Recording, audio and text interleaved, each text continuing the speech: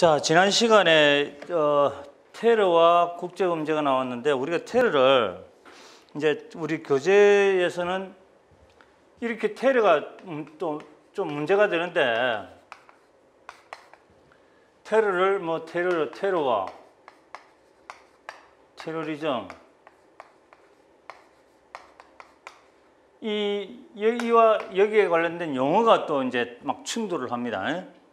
지금 뭐 설명은 안 하겠지만은 용어가 충돌하는 부분이 있고 테러를 또 그냥 일반 테러와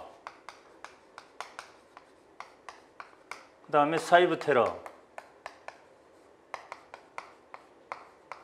이렇게 나눠지는데 그러면 또 뭐냐면은 사이버 범죄, 사이버 그지?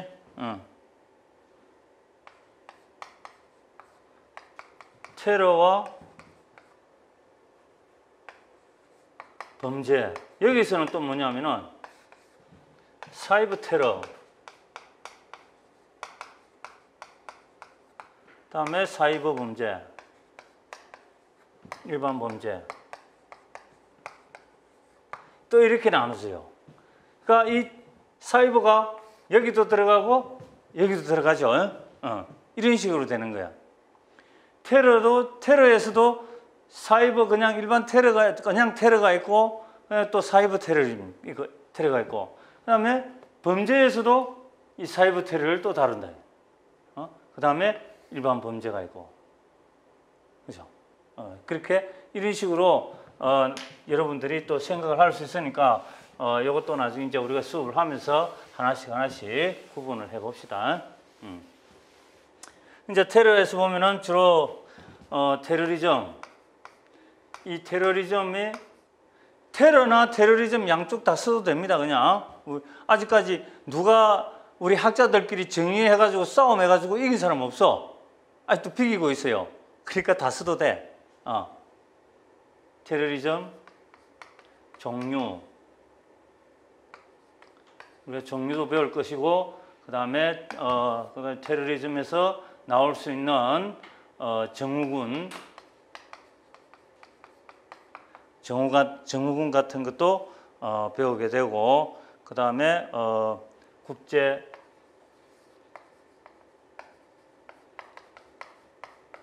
테러 단체 국제 테러 단체는 또 어떤 게 있으며 테러 단체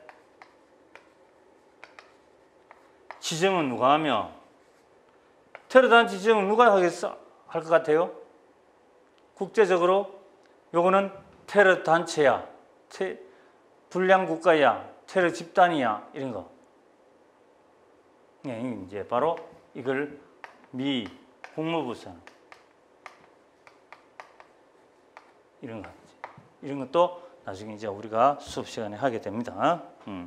그 다음에 이제 우리나라의 그 대응책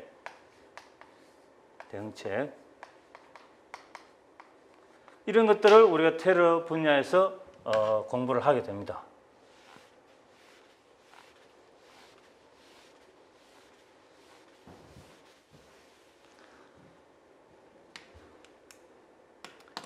자, 그 다음에 나오는 게 범죄는 지나갔지.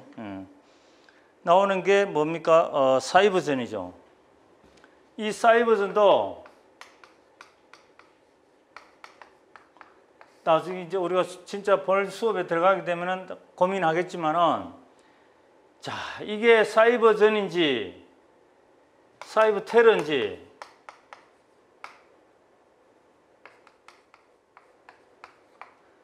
뭐냐 이게 뭐냐 구분을 해요. 구분 엄청 어려워지는 거야 이제. 이제 문제에도 일이 나오는 거야. 자, 어디에서 이제 2010년도에 이란의 원자력 발전소를 사이버 공격을 했다. 이게 테러냐? 사이버 전이냐? 그죠? 근데 공격을 했는데 제일 핵심이 뭐겠어요? 누가 공격을 했느냐? 미국 국가에서 지시를 해서 공격했느냐? 아니면은 어떤 테러리스트 단체들이 했느냐? 테러리스트 단체들에서 뭐예요? 테러가 되겠죠. 그 다음에 미국 국가가 한 이란이라는 국가를 공격했으니까 사이버 전이 돼버려요. 그죠? 사이버 테러가 되고 사이버 전이 되고 이런 식으로 이제 구분해서 어려운 부분이 나온다 이거지 나중에. 그 다음에 이제 우리나라의 사이버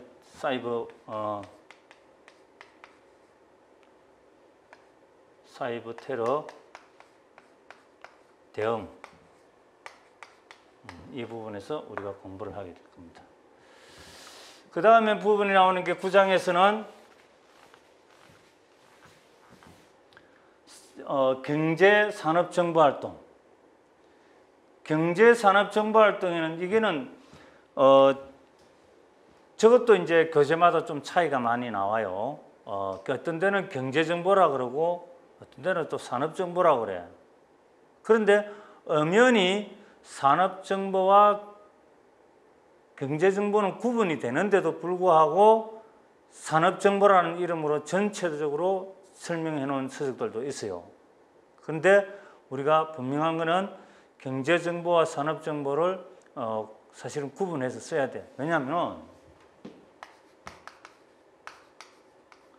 경제정보하고 산업정보 한번 보세요. 이거는 대체로 보면 정책과 관련된 정책. 이거는 뭐야? 그냥 기술이에요, 기술과 관련된 거예요. 그렇죠? 그러니까 이거는 당연히 국가정보기구가 담당할 것이고 이거는 뭐예요? 기업체죠. 기업체에서 담당할 것이다. 그런데 뭐 실제 수집할 때는 또 뭐야? 얘도 이거 수집하겠죠. 근데 얘도 이거 수집하고 다 할 수 있어. 그러니까 막 혼재가 돼 있지만은 그래도 크게 국가 정책적인 측면에서 보는 뭐 예를 들면 금융 정책, 다른 나라의 금융 정책에 관한 정보, 그럼 이거 되겠죠. 근데 반도체 만드는 기술에 관한 정보, 이거 되겠죠. 산업 현장에 있는 거와 어떤 정책적인 부분, 그런 측면에서 경제 정보와 산업 정보를 또 따지게 된다. 그런데 어떤 교재들은 경제 정책만 쭉 설명을 하고 또 어떤 교재는 산업 정보라는 이름으로만 쭉 설명이 간단 말이에요. 또 어떤 교재는 산업 정보와 경제 정보를 딱 구분해 가지고 설명을 하고 또 연관관계를 또 설명을 해놓고, 그렇죠? 그러니까 이게 우리가 다양하게 공부를 안 할 수가 없다 이제. 그 다음에 10장에 가게 되면은 뭐다? 세계 국가 정보기구 전 세계에서도 제일 우리가 많이 사용하는 나라가 미국이겠죠. 미국, 러시아. 미국 같은 뭡니까? CIA겠죠. CIA 뭐 이런 식으로 FBI 쭉 해가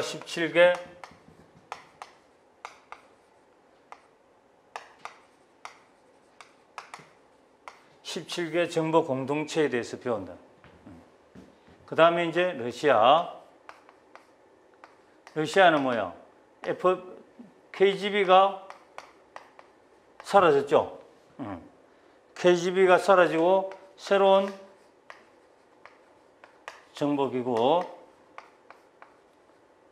정보기구를 설립한다. 그래서 이 새로운 정보기구에 대해서 우리가 낱낱이 알아야 됩니다. 그 다음에 미국, 러시아, 그 다음에 중국도 우리 주변국으로서 주변국이기 때문에 우리가 관심을 가져야 된대. 중국, 그 다음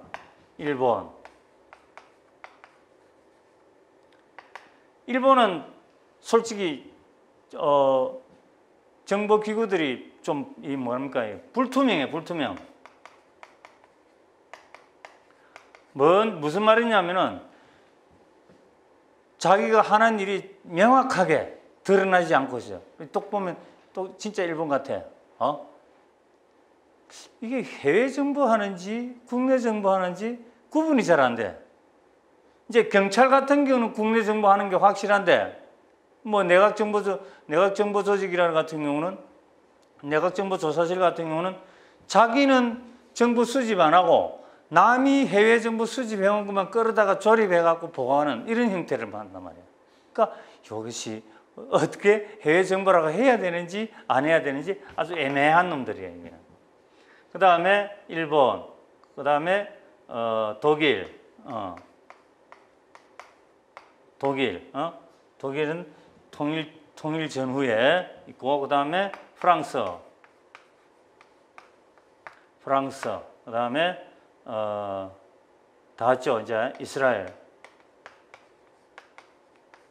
그 다음에 이란, 그 다음에 어디야? 인도. 대체로 이런 나라들의 정보 기구에 대해서 우리가 이제 공부를 하게 될 겁니다. 근데 빠진 거 있죠? 한국과 북한. 주로 이제 시험이 주로 여기서 많이 나오죠. 여기서 많이 나오고, 그 다음에 한국과 북한, 그 다음에 이제 묶어가지고 통합해가서 이제 나온다. 이거지, 정보 시험. 이 국가정보기구에 대한 시험은 문제는 절대로 빠지지 않습니다. 저거 때문에 시험 낼 거 없어. 약방의 감촉.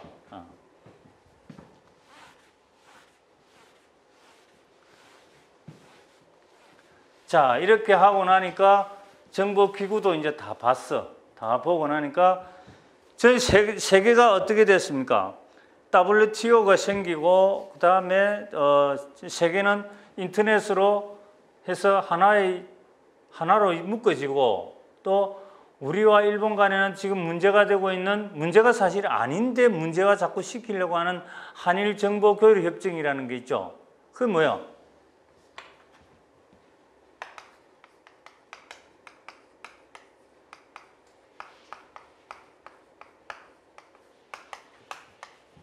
이게 뭐냐면은 바로 정보협력이야. 정보협력. 국가 간에 하는 정보협력이란 말이에요. 시대가 이제 우리만의 정보 자산으로 전 세계에 있는 정보를 수집하는 게 쉽지 않다 이거지. 그러니까 우리 대신, 예를 들면 일본 같은 경우에 우리는 군사위성이 있기는 있죠. 있지만은 아주 빈약하잖아. 한두 개밖에. 근데 일본은 6개를. 미국도 많이 있고. 그러면 우리가 전부 북한 전체를 다 커버 못 하잖아요. 그죠? 그러니까 일본한테 얻을 수밖에 없다. 근데 여기서는 뭘 해요? 북한 핵과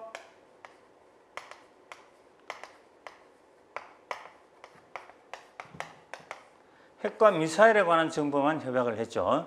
그래서 정보 협력을 할 때는 전체적으로 안 합니다. 이런 사안별로 별도로 하는 거죠. 그래서 이 핵과 미사일에 관한 정보 협정을 맺었기 때문에 일본에서 위성으로 촬영한 정보를 우리한테 제공하게 된단 말이에요. 사실 우리는 줄 게 별로 없어. 우리는 인간 정보잖아, 그죠?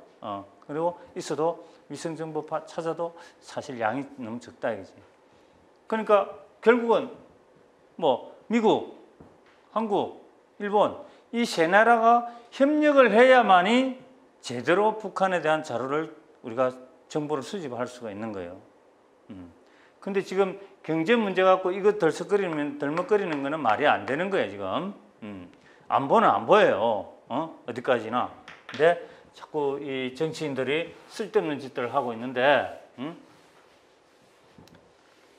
안 해본 사람들이 뭐 안다고 뭐 그런지 모르겠어요. 그 다음에 우리가 이제 또 다루는 것이 정보의 실패. 정보라는 것이 마냥 정확한 것만은 아니거든. 실패를 하는 거잖아. 우리 대표적인 케이스가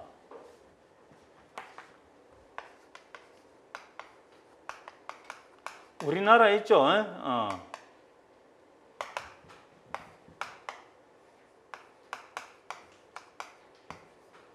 6.25 전쟁. 6.25 전쟁을 어떤 사람은 이것도 문제가 있는 게 정부 실패다. 즉 미국 CIA에서 제대로 예측을 못했다.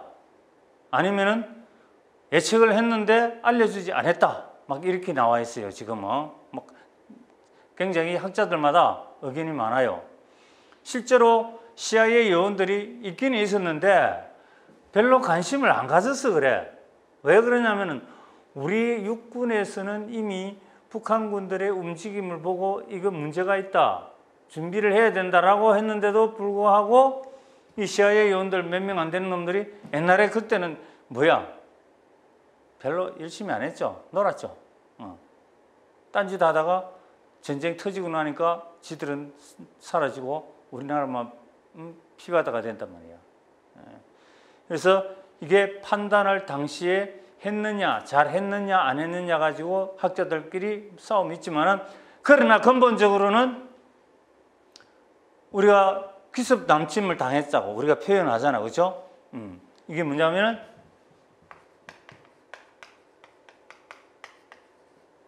전략적 기습을 당한 거야. 이 6.25 전쟁이. 그렇기 때문에 정부의 실패로 들어가는 거예요. 알았다면은 방어를 해야 되는데 뭐 하기야 방어할 힘도 없었지만은 그래도 이 제대로 정부 측면에서 판단을 하지 못했다. 그런 걸 이제 정부 실패에 대해서도 공부를 한다. 또 한 가지 이제 보면 옛날에 쿠바에 대해서 미국이 막 공격을 했잖아요. 피그만 상륙 작전이라는 것도 했단 말이야.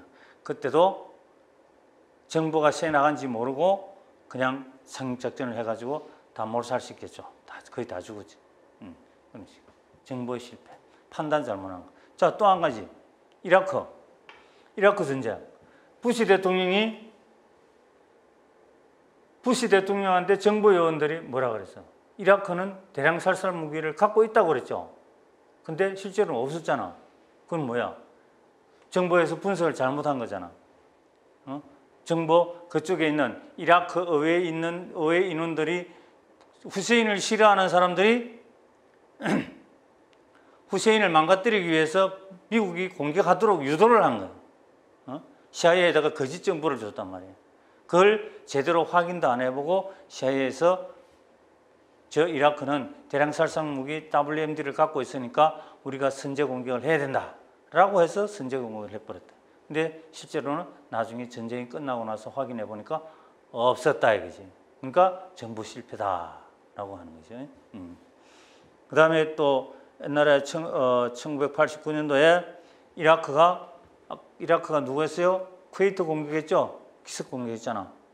기습했을 때도 그 큰 부대가 움직이고 있음에도 불구하고 미국 CIA라는 세계적인 정보기구도 예측을 못하고 쿠웨이트가 하루 만에 다 잠식당해 버렸단 말이에요. 다 정부 실패란. 자, 그 다음에 이런 정보 실패를 하고 정보 협력을 하고 모든 것을 누가 한다? 국가정보기구가 한단 말이에요. 근데 국가정보기구가 이렇게 큰 일을 해야 될 정보기구가 뭐 한다? 국내 사찰을 한다. 국내 인원들을 사찰한다. 정치 요원들을 사찰하고 이러면 뭐 되겠어요? 그건 정보기구로서 가치가 없는 거죠. 그래서 이러한 모든 정보 활동을 통제하고 통제해야 될 사람이 누구냐? 통제하는 데는 이제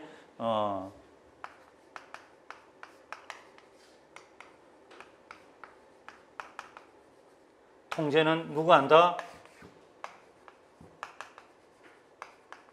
대통령은 누구지? 정책 결정자.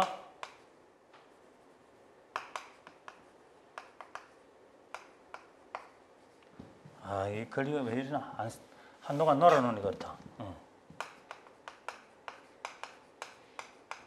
정책 결정자로서 대통령은 뭐야?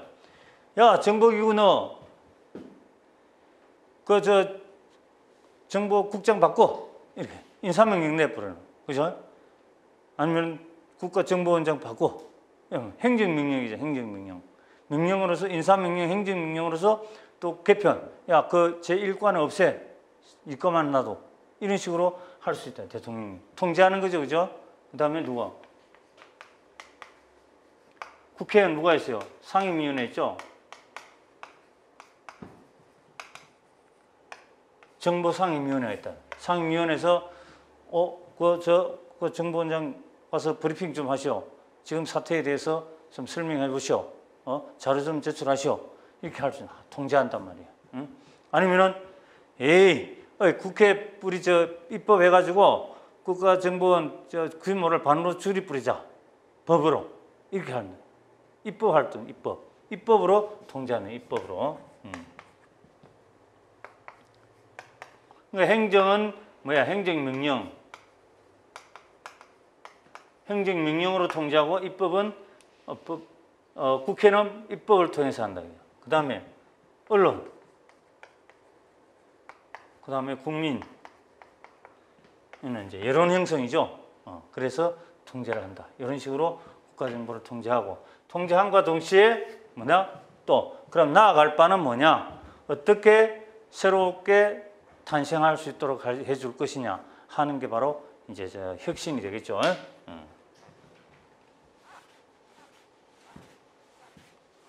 자, 여기까지 하다 보니까 국가정보가 끝났어요. 그죠? 시험 보러 가도 되겠다, 이제. 이게 이제 우리 다 배우는 거예요. 배우는데 구석구석에 들어가 보면 이제 아주 머리 아픈 것들이 나타나죠. 대충 뭐 배우는지는 알겠죠, 이제? 이게 이제 거기가 끄떡끄떡 돼야, 제대로 가고 있는구나 하는 걸 내가 알 수가 있죠. 그래서 이렇게 이제 전체, 본래 이게 다 틀린데 교재마다 나도 17개 장으로 했다가 14개 장으로 줄였고 막 17개, 20몇 개 장까지 27장, 6장까지 있는 책도 있어요. 근데 다 묶었으니까 믿고 하면 돼. 자, 이거 하기 전에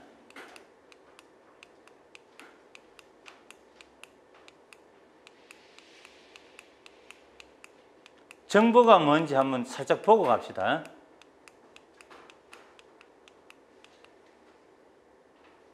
이거는 그림이 잘못됐네. 정보가 뭐냐? 이거예요, 이거. 육개장 만드는 거예요. 이게 정보죠, 그죠? 잘 보면은, 이제, 왜 이 설명을 왜 내가 육개장을 내놨냐고, 이건 이제 여러분들 머릿속에 처음부터 끝까지 가는 거예요, 이게. 정보에 대해서. 정보의 개념을 잡을 때, 자료는 이것이고, 첩보는 이것이고, 정보는 이것이구나 하는 걸, 요 설명만 잘 들어도 정보, 그것도 시험에 많이 나오는 거예요. 할 수 있다. 제일 앞에 보니까 뭐예요? 소고기죠. 소고기 덩어리 하나 사왔죠. 그 다음에 고사리도 따와서 밭에서 갖고 와야 될 거 아니야. 첩보 수집하잖아, 지금. 그죠? 이건 다 자료야, 그냥. 호박 갖고 왔죠? 호박에 그 박. 그 다음에 토란 갖고 왔어. 대파 갖고 왔어. 가만 보니까 육개장 만들려면 저런 게 필요하는 거야. 저 또 빠진 게 몇 개 있어. 버섯하고. 이런 것들을 그냥 바로 육개장으로 가져갈 수 없잖아. 만들 수가 없잖아. 흙도 묻고, 잘라야 되고, 다 이 속도 파내야 되겠죠? 그 다음에 썰어서 딱 찢어야 되고, 이 고사리도 말려야 되고, 삶아서 말려야 되고, 이렇게 손질하잖아, 손질. 이게 뭐냐?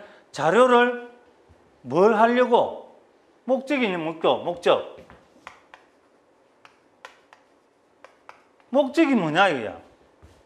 왜 손질하냐고? 목적이 육개장 만들려고 하는 거 아니냐. 정보를 만들려고 첩보를 만들고 있잖아. 가공을 하잖아, 가공. 이러다 보니까 이런 필요한 재료들을 다 모아가지고 딱 손질하는 게 먹기 좋게.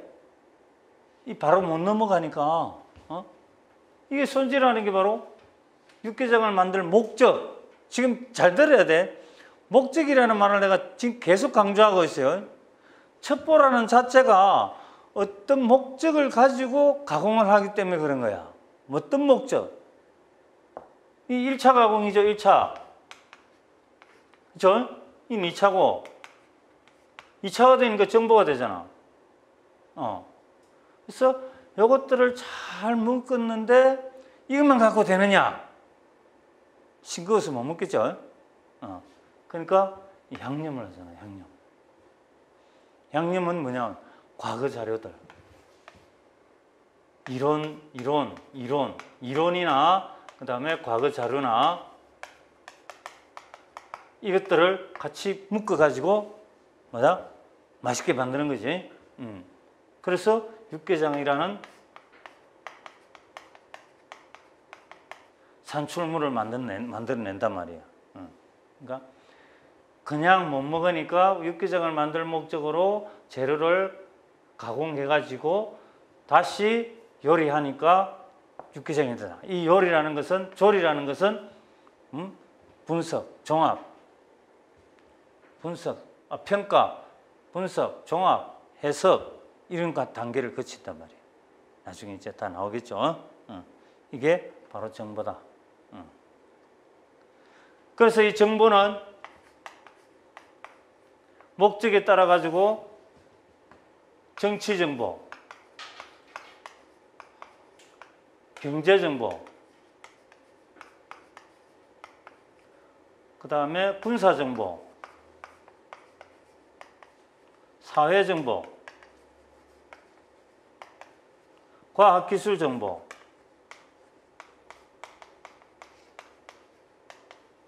이런 식으로 바뀌는 거예요. 그렇죠?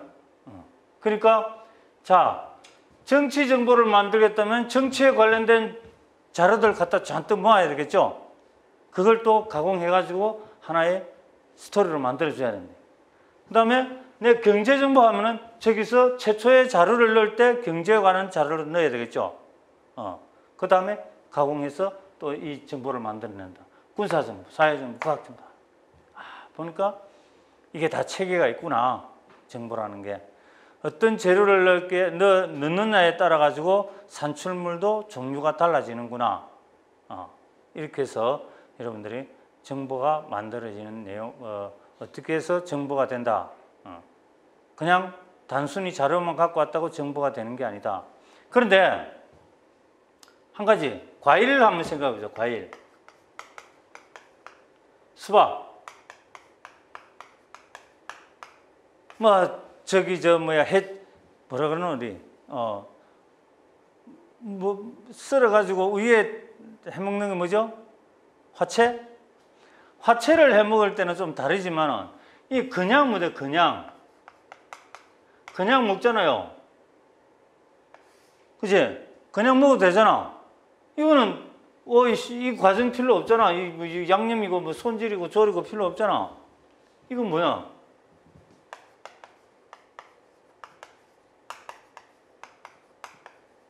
정보성 첩보라 그랬네.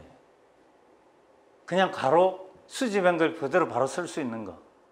그러니까 우리 정보 요원 중에 맨날 같이 묵고 자고 하면서 아주 훌륭한 정보 요원이 어디 이라크 가서 이라크에 관한 정보를 하나 지켜왔다. 이건 뭐야? 바로 쓸 수 있잖아. 확실히 믿을 수 있잖아요. 그럴 때는 이게 바로 정보성 첩보가 되는 거예요. 근데 첩보가 그러니까 정보는 다 가공되었으니까, 그죠? 정보는 가공된 거니까 정보는 전부 다 첩보라고 이야기해도 되잖아, 그지? 예. 근데 이 첩보를 저것도 다 정보라고 할 수는 없잖아. 저거는 이런 과일 같은 거는 정보성 첩보는 정보라고 할 수 있지만은 다른 거는 가공하기 전에는 정보가 안 되잖아, 그렇죠? 그러니까 즉 말해서 정보는 첩보가 가능하다. 근데 모든 첩보는 정보가 될 수 없다. 이렇게 결론이 나온단 말이에요. 그렇죠?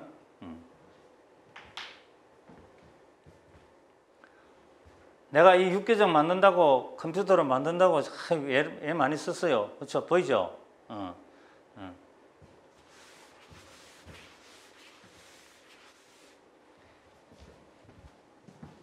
이렇게 해서 이제 여러분들은 어떤 일이 있어도 정보가 만들어지는 과정을 잊어먹지 않는다.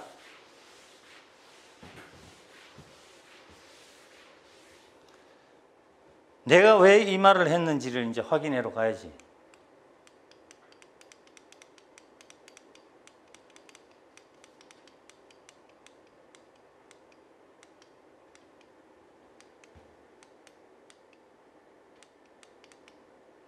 됐어. 이게 화면에 잘 안 비치죠? 글자가. 이걸 만들어야 되겠다. 희게 만들어야 되겠다. 점심시간, 쉬는 시간에. 저 국가정보입니다. 제일 앞에 게. 국가정보. 국가정보는 뭐냐? 국가정보의 정의는 국가와 학자별로 아주 다양하다. 결론은. 하나로 정의 내릴 수가 없다. 제일 먼저 국가정보를 정의하는 내용을 보면 이건 누구냐면은 에이브람 술스키야.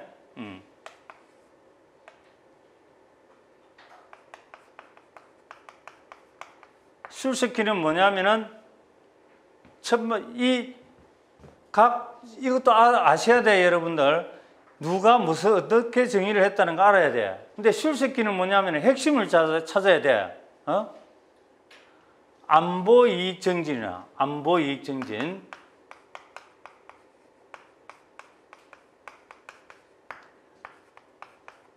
안보 이익을 정진시키고, 적은 어떤 적이냐? 실제가 있고 잠재적 적이 있다. 잠재적. 실제적. 우리가 이제 북한은 우리하고 실제적이잖아. 그렇죠? 그 다음에 우리 주변국은 잠재적 적이 될 수 있다는 거지. 바로 이런 적. 이런 적의 위협에 대처하기 위해서 정부의 정책 입안 및 시행에 관한 지식이다. 그럼 뭐야?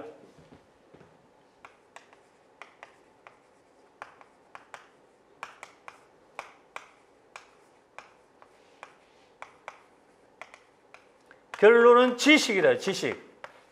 지식. 안보 이익을 증진시키는 데 있어서 실제 또는 잠재적인 적의 위협에 뭐야? 대처하는 거죠. 대처하는 데 필요한 정책 및 시행에 관한 적이다.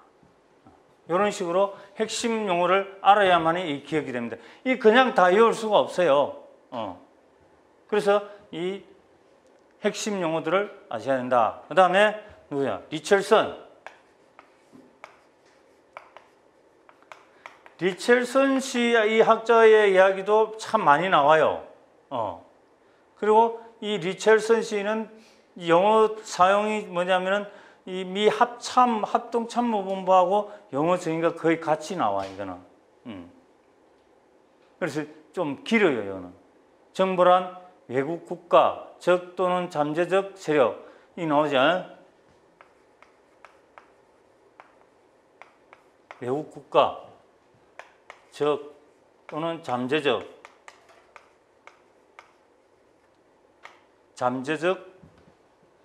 적 세력.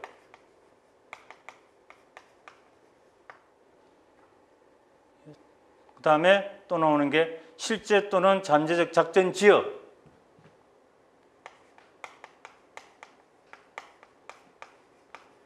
이 작전 지역이라는 용어를 잘 안 써요, 다른 사람들은. 왜 그러냐면은 리찰선 씨는 어디에 기준을 두고 있냐면은 미국의 해외 군사 파견을 염두에 두고 있는 거야. 해외 작전을 염두에 두고 있는 거야. 그러니까 이 작전 지역이라는 용어를 쓴다 이거지. 그러니까 가만히 있으면은 자, 작전을 안 하고 해외 파병을 안 한다면은 미국 입장에서 뭐예요? 그냥 적 또는 잠재적 적 세력이라고 하면 끝이야. 그죠? 근데 실제로 또 부대를 내보내니까 실제 또는 잠재적 작전 지역. 그러니까 내가 언젠가는 작전을 수행할 지역. 그런 거를 고려했단 말이죠. 지역에 필요한 정보,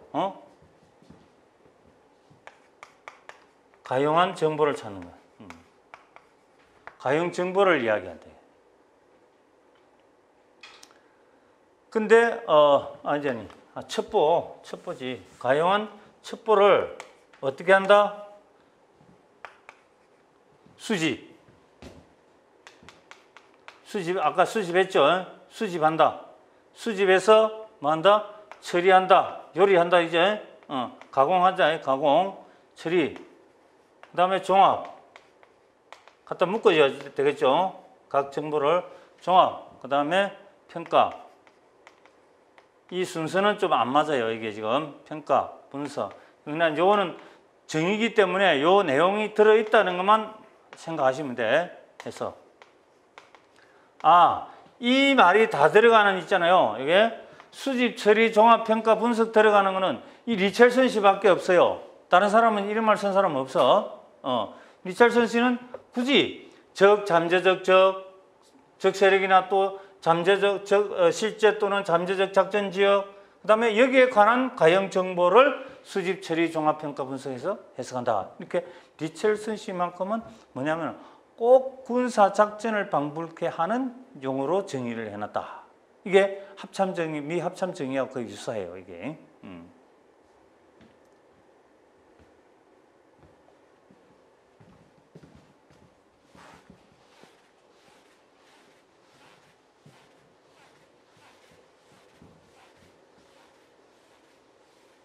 그래서 슐스키하고 리첼슨에 대해서 알아봤고, 많죠.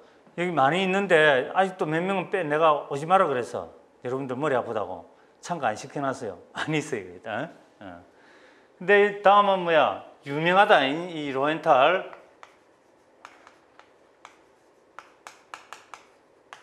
로엔탈 씨는 굉장히 유명합니다. CIA에서 역사학자로서 CIA 분석가로서 수십 년간 근무한 사람이에요. 이 사람하고 이제 여러분들이 잊어먹지 않을 사람이 이제 좀 있으면 나오는 켄트라는 사람입니다. 자, 로엔탈 씨는 뭐냐? 제일 먼저 나오는 게 정책 수립자.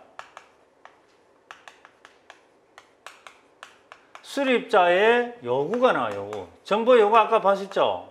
내가 설명했죠. 요구가 있잖아요. 이 요구를 뭐 한다? 충족시켜, 충족. 그러니까 정책 수립자의 정보 요구를 충족시키지 않으면 그거 필요 없잖아.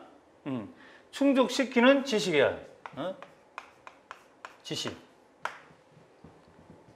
이걸 만들기 위해서, 이 지식을 만들기 위해서 뭐 한다? 첩보를 수집, 처리, 가공. 이따 요거까지밖에 안 써놔서 이 사람은 또 쉽죠. 아까 누구다?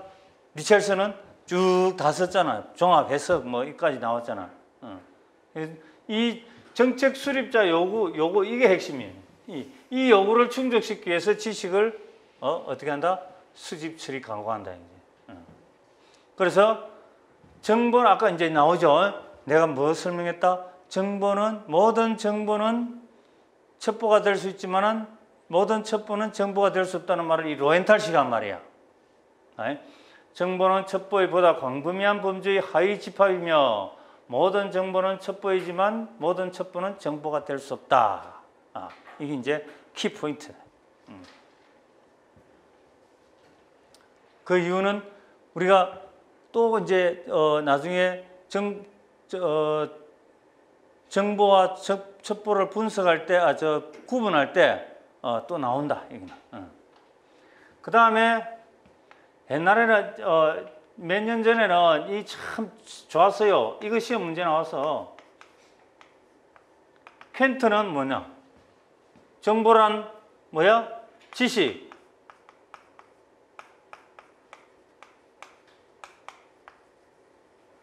정보란 지식이요. 그 다음 뭐야? 활동. 활동은 activities. 조직이래, 조직.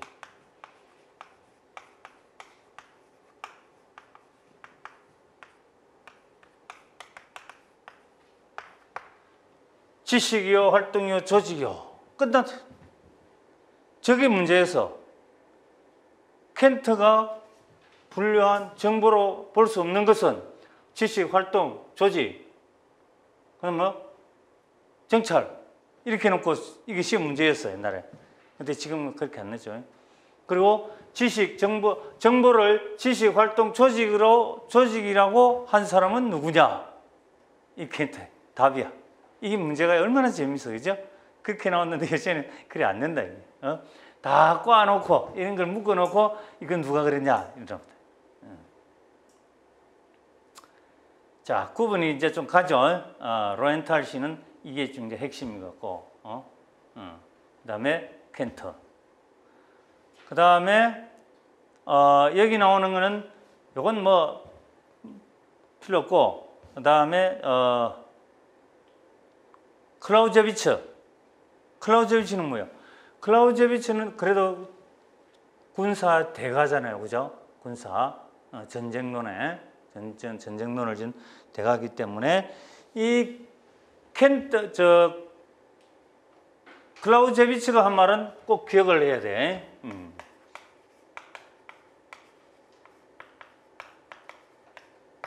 클라우제비츠는 정보란 적군 및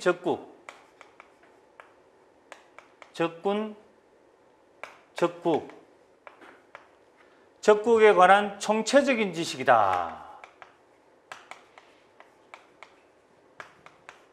총체적인 지식이다. 그래서 뭐가 된다 이게? 아군의 계획 및 행동의 기초가 된다.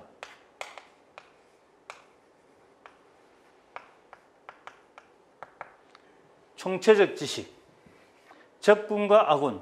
군사 용어 그대로, 이제 군에서 쓰는 건 이렇게 쓰는구나. 군사에 관한 적군과 적국에 대한 총체적인 지식을 가지고 지식인데 그거 뭐냐? 이게 바로 아군의 계획과 행동의 기초가 되는 것이다.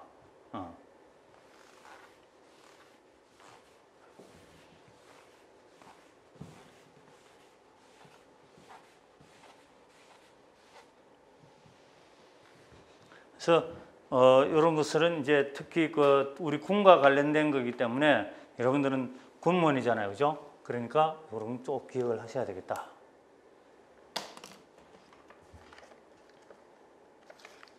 다음에는 국가정보의 필요성. 국가정보가 왜 필요하나? 국가정보가 없으면 눈이 국가가 깜깜하잖아요, 그죠? 앞을 볼 수가 없잖아. 눈이야, 눈 한마디로. 그래서 저 나오는 특히 중요한 거는 조기경보. 국가정보라는 것은 특히 조기경보는. 조기경보가 뭡니까? 자, 어차피 우리는 적과 대치하고 있죠, 북한하고. 우리 정보에서 제일 큰 역할을 하는 게 바로 이 조기경보입니다. 여기 뭡니까?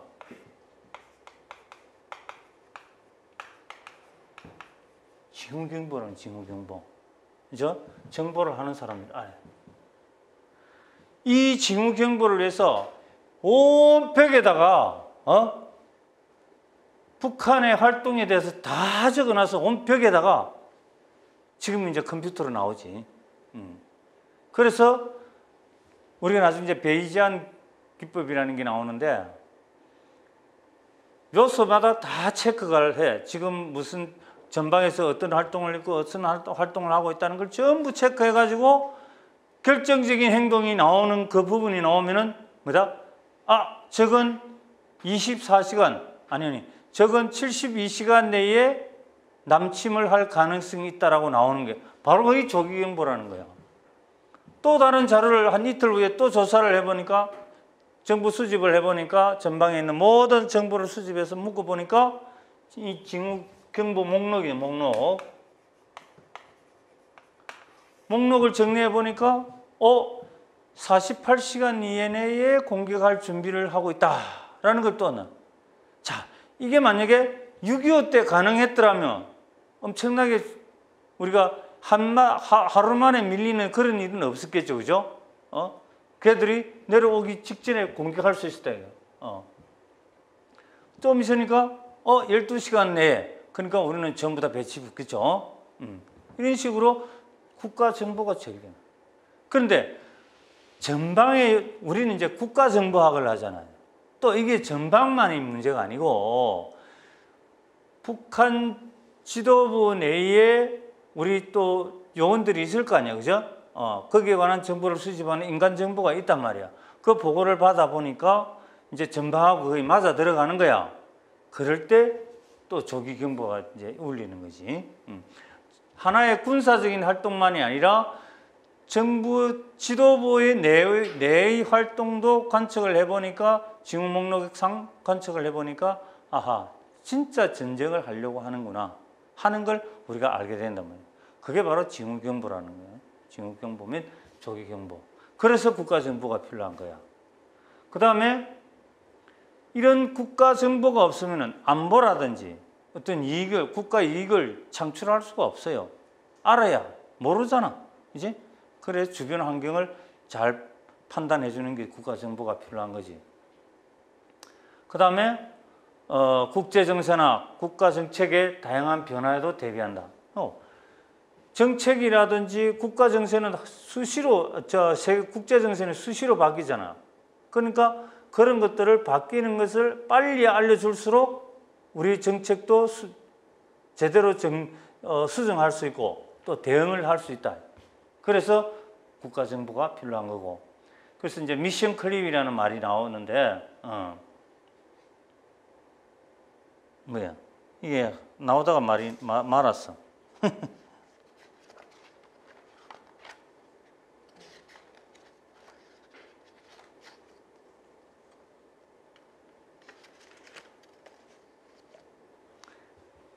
우리 교재는 제대로 나와 있죠? 미션 클립. 돼 있네. 나와 있지. 이 미션 클립이라는 것은 임무 수행 방법이나 임무의 목표가 오랜 시간에 걸쳐 점점 변화되는 과정. 그러니까 다 마찬가지야. 모든 것들은 시간이 흐르면 자꾸 변화될 수밖에 없어요. 그 변화되는 게 따라 가지고 국가정보기구는 새로운 국가정보를 만들어내야 되는 거지. 그 말이에요. 그 다음에 외교관계 유지 및 외교활동에도 활용하고. 국가정보가 없으면 뭐예요? 지난번에 예를 들어 보면은 하노이에서 회담했잖아요. 미북 회담했지. 그죠? 거기서 어떻게 돼서 북한이 KO 당했잖아요. 응? 왜? A4지 한 장이 KO 당했잖아. 트럼프가 너 이거 할 수 있으면 하고 안 하면 말아. 이래 버렸잖아. 너 핵도 다른 데 가지고 있는 건 내가 아는데 너 거짓말해. 하고 폭로를 해버렸잖아요. 그래서 김정일가 아무 말도 못하고 돌아왔잖아. 그게 바로 국가 정보가 약하니까 그래 된 거야. 북한이. 만약에 북한이 트럼프가 그 A4지 한 장을 들고 있다는 사실을 알았더라면 다른 대응책을 갖고 갔을 거란 말이야. 그런데 얼굴이 하얗게 질리 부를 정도로 놀란 거야. 할 말이 없는 거야. 자기는 영변에만 핵이 있다고 핵시설이 있다고 계속 큰 소리 치고 다녔는데 제2, 제3의 장소에 너 핵 여기도 있지 않느냐. 너 이것도 다 파기해. 폐기해. 그러니까 완전히 얼음 돼버려. 얼음. 김정은이가. 그래서 중요한 거예요. 그래서 국가정보. 그래서 이런 우리나라 국가를 한 국가를 유지하고 이 발전시키는 데 절대적으로 필요한 것이고, 그 다음에 또 아까 비밀 공작 활동한다 했잖아. 비밀 공작 활동이 뭐다? 국가 정책을 실행하는 도구로도 사용할 수 있다. 그래서 국가 정책의 국가 통치 수단으로 쓸 수 있다. 옛날에 뭐야?